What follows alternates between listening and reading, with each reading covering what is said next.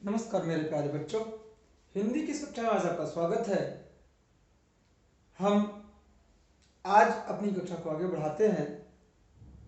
आशा करता हूं कि आप पूर्णतया स्वस्थ, प्रसन्नचित्त और ध्यान लगाकर, मन लगाकर अपने विद्या अध्ययन को आगे बढ़ा रहे होंगे, अपने गृह कार्य को पूरा कर रहे होंगे। आइए हम पढ़ते हैं। आज पढ़ेंगे हम पाठ 16, आप किनके साथ हैं। आप किनके साथ हैं, आज हम यह पाठ पढ़ेंगे और इसमें जानेंगे कि लेखक, कवि क्या कहना चाहता है, किस उसके कहने का उद्देश्य क्या है और इस पाठ से हमें क्या शिक्षा मिलती है। आइए प्रारंभ करते हैं। पाठ को प्रारंभ करने से पहले, जैसा कि मैं आपसे हर बार कहता आ रहा हूं, फिर से आपसे कहूंगा कि बच्चों, जब आप वीडियो देखना प्रारंभ करें, वीडियो को वहीं रोक करके सबसे पहले आप अपना नाम, कक्षा और वर्ग लिखकर कमेंट बॉक्स में भेज दें, क्योंकि यही आपकी उपस्थिति यहीं से दर्ज की जाती है, यही से आपकी उपस्थिति यहाँ पे अंकित की जाती है। तो आप ये सब अवश्य करें, क्योंकि आपको बार बार कहना ना पड़े। आइए हम पाठ को प्रारंभ करते हैं। मेरे प्यारे बच्चों, आज हम पढ़ेंगे हिंदी साहित्य का पाठ 16, आप किनके साथ हैं। आप किनके साथ हैं। आपकी जानकारी के लिए बताते बच्चों, यह कविता डॉक्टर हरिवंश राय बच्चन जी ने लिखी है। आप हरिवंश राय बच्चन जी को तो जानते होंगे, अगर नहीं जानते हैं तो मैं आपको बता दूं कि हमारे फिल्म जगत के महान अभिनेता श्री अमिताभ बच्चन जी के पिताजी का नाम था डॉक्टर हरिवंश राय बच्चन, जो कि महान प्रख्यात कवि थे। उनकी कई सारी रचनाएं हैं, तो उन्हीं रचनाओं में से एक कविता आज हम पढ़ेंगे। तो सबसे पहले हम शब्दों के अर्थ को जान लेते हैं, उसके बाद हम पाठ को आगे बढ़ाते हैं। शब्द अर्थ। शब्द है तज। तज माने होता है बच्चों त्यागना। तज माने त्यागना। कहते हैं उन्होंने अपने प्राण तज दिए। उन्होंने अपने प्राण तज दिए, तज माने त्याग दिए। आगे है न्यायोचित। न्याय धन उचित। न्याय धन उचित। यहां पे आपका गुण संधि हुआ है और धन मिलकर ओ हुआ है, न्यायोचित। ठीक है। न्यायोचित माने होता है न्याय से उचित, न्याय संगत। जो न्याय में उचित हो वो न्याय संगत। शीश। शीश माने सिर। उद्गार। उद्गार माने भाव, आवेग। जिह्वा। जिह्वा माने जीभ, ये टंग। अंतर। अंतर माने हृदय। अंगार। अंगार माने होता है आग। आतताई। आतताई माने होता है अत्याचारी। शमशीर। शमशीर माने होता है तलवार। न्योता। न्योता माने होता है निमंत्रण। कहते हैं हम उनके यहाँ न्योता खाने गए थे, हम उनको न्योता देने गए थे। तो न्योता माने निमंत्रण। पैनी। पैनी माने तेज। कहते हैं चाकू की धार काफी पैनी है, उनकी तलवार काफी पैनी थी। पैनी माने तेज। तम।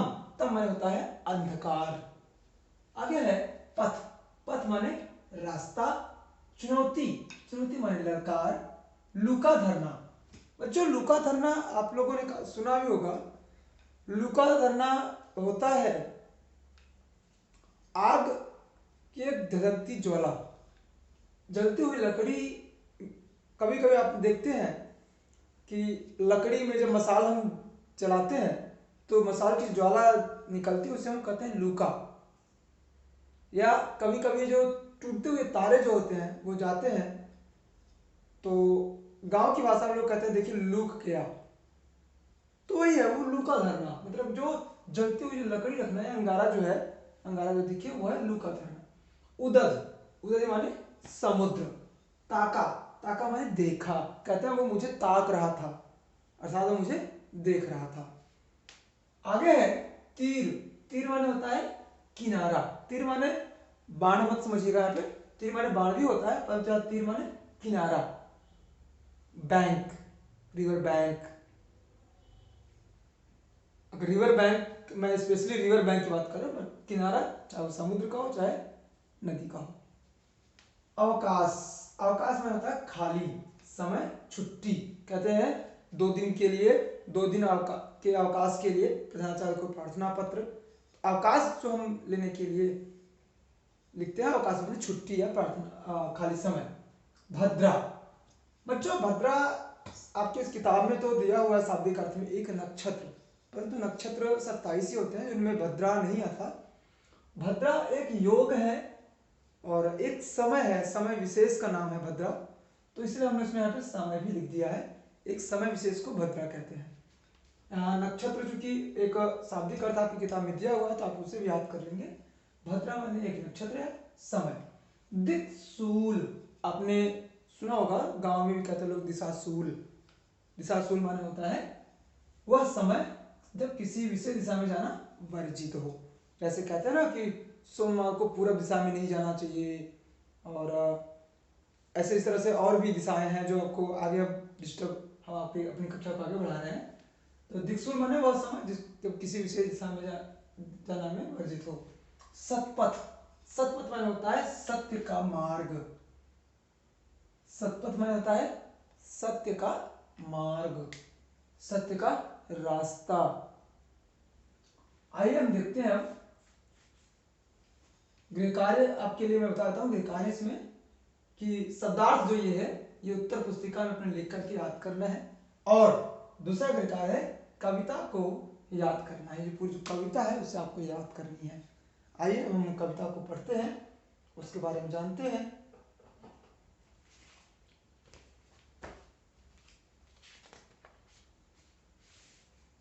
मैं हूं आप किनके साथ हैं।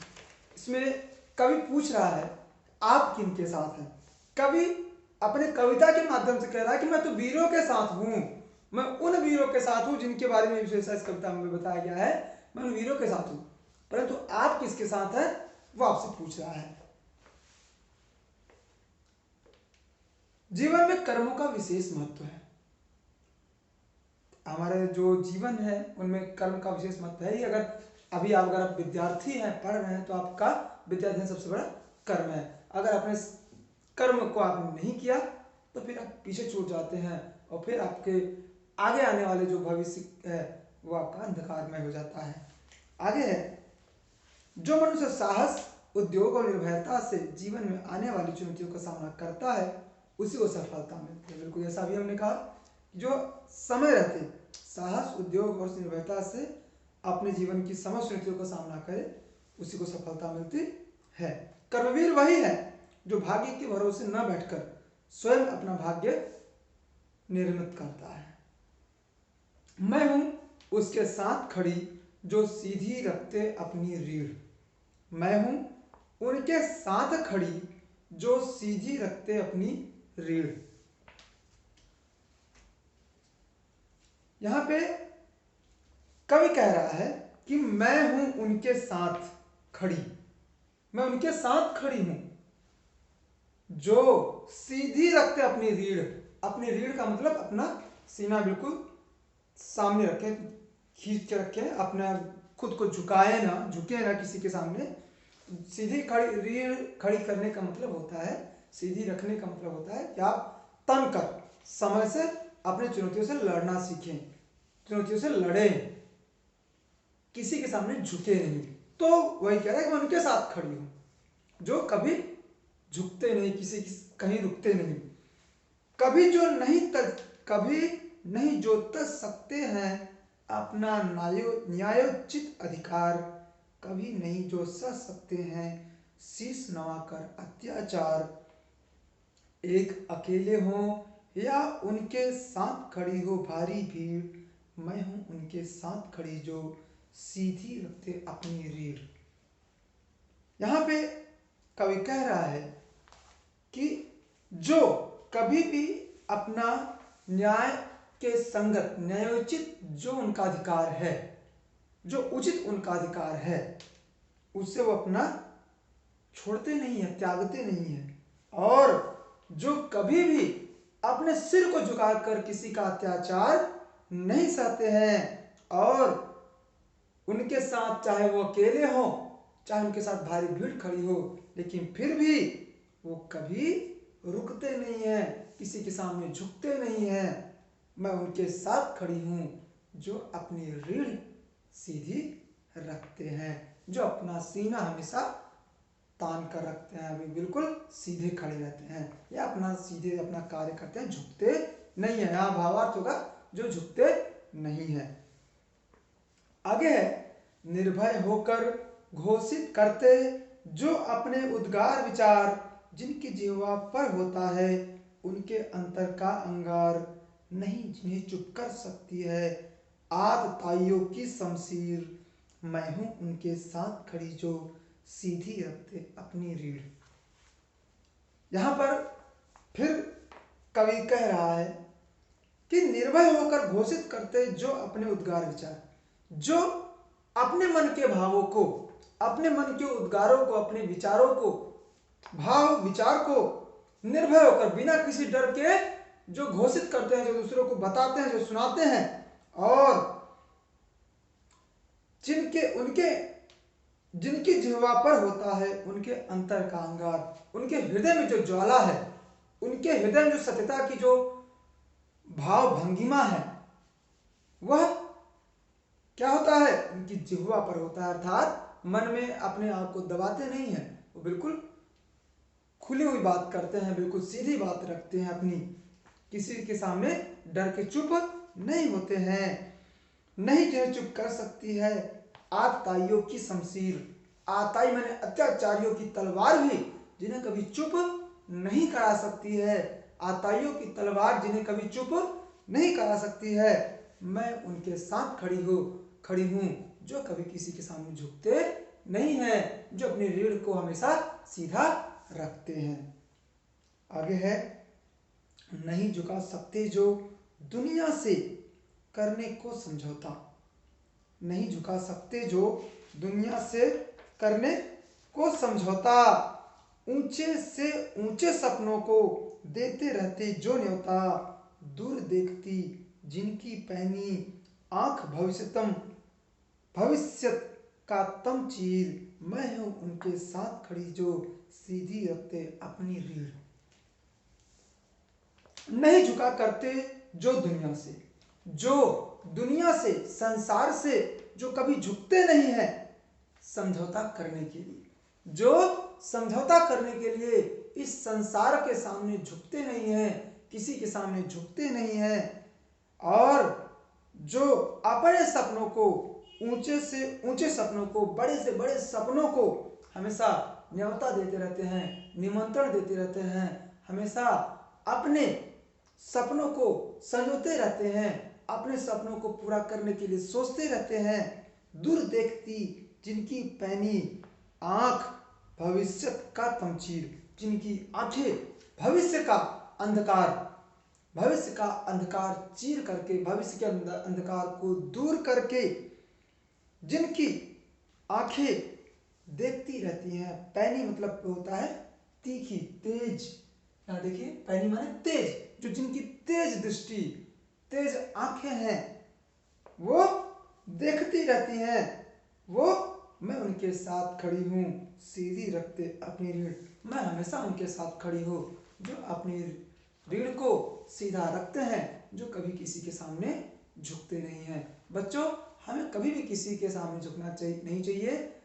आदर की भावना झुकने का अलग है, परंतु गलत काम के आगे झुकना अलग है। तो हमें गलत काम के आगे झुकना नहीं चाहिए। आदर में, प्रेम में, सम्मान के लिए किसी के सामने झुकना, ये झुकने की बात यहाँ पर नहीं की जा रही है। आपको इस बात को ध्यान देना है बच्चों। इस कक्षा में इतना ही। अगली कक्षा में फिर से आपसे मिलेंगे। तब तक के लिए धन्यवाद। नमस्कार।